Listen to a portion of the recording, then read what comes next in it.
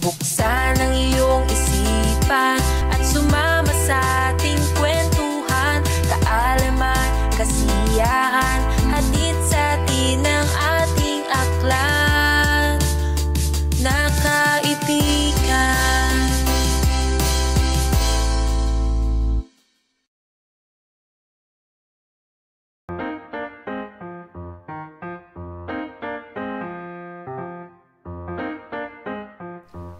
Si Eman at si Bantay.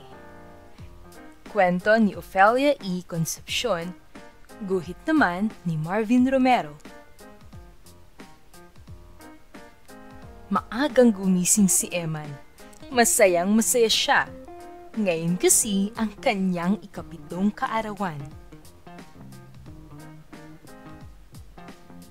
Isang munting pagtitipon ang inihanda ng tatay at nanay niya. Maligayang bati, maligayang bati, maligayang, maligayang, maligayang bati. Awit ng mga kaibigan niya. Maraming tinanggap na regalo si Eman. Tumanggap siya ng laruang kotse, robot, bola, bag, damit, at kung ano-ano pa.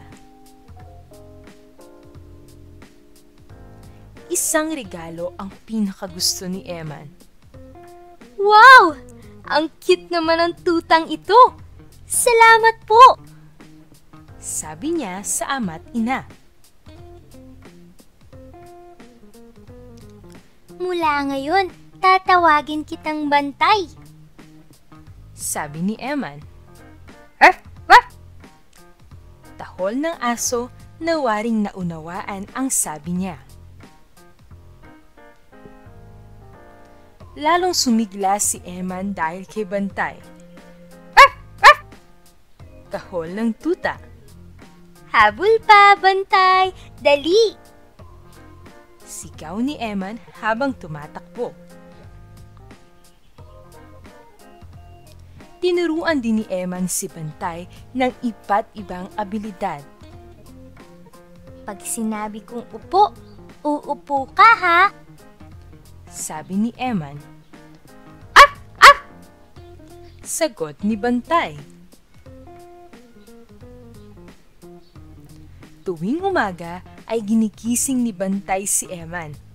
Iyon ang dahilan kaya hindi siya nahuhuli sa pagpasok sa eskwela. Lalong napamahal kay Eman ang alaga. Lagi niya itong ipinagmamalaki. Siya ang aking matalik na kaibigan. Kwento niya sa mga kaklase. Minsan ay may nagtanong kay Eman. Itinatanong ng lalaki kung anong oras ang uwi ng kanyang tatay. Tahol ng Bantay sa estranghero. Kahit anong saway ay ayaw tumigil ni Bantay sa pagkahol sa lalaki. Napilitan itong magpaalam. Babalik na lang ako. Sabi nito. Nakalimutan na ni Eman ang tungkol sa lalaki. Isang araw ng Sabado ay umalis ang tatay at nanay niya.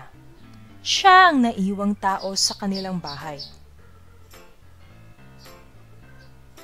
Nagulat siya nang ilang sandali lang ay dumating ang lalaki. May nakalimutan ng tatay mo o pinakukuha sa akin. Sabi nito.